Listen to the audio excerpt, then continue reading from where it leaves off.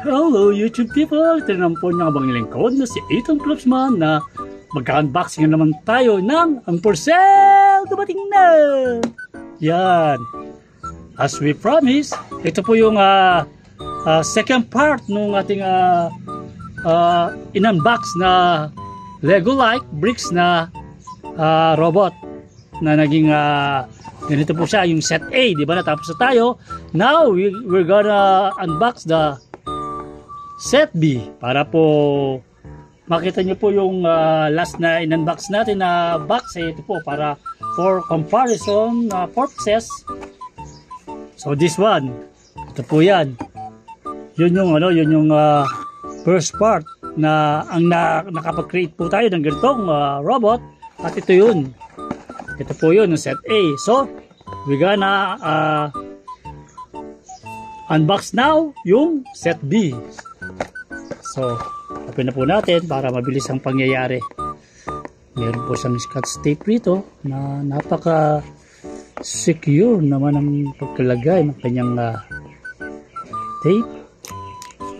Yan. So,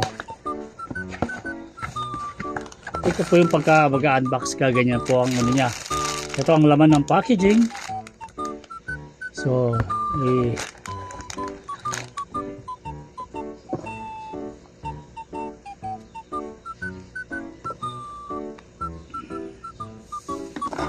yan, para medyo maganda po ang ating view. So, ito yung mga parts ng Lego parts. Yan. So, saka ito.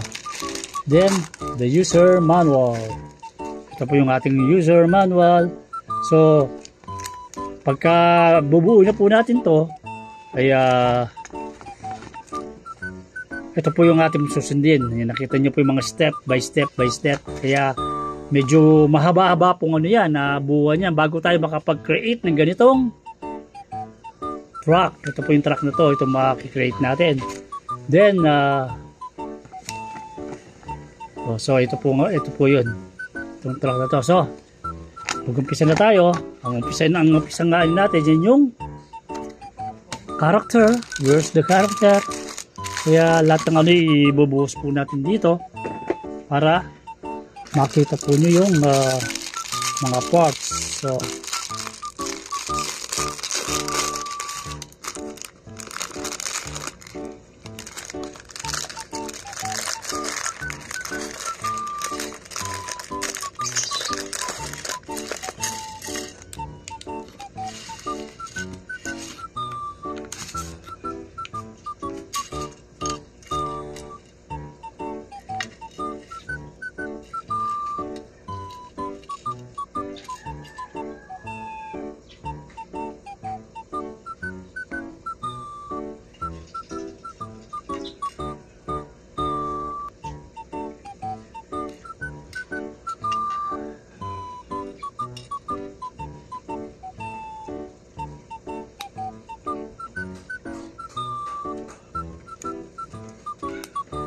so yan po.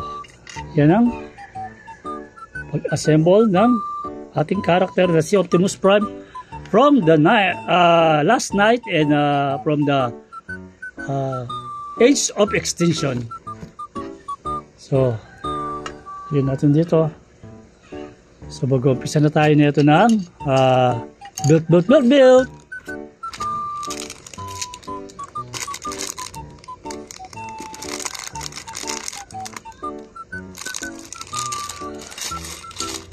Kailangan po piliin natin lahat ng pieces. Kaya ibubuhos na po natin lahat yan.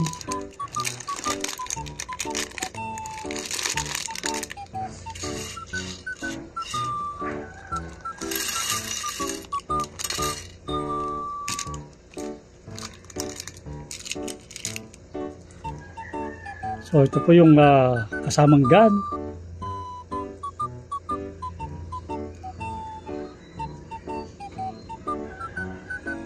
Meron po siyang bang-bang.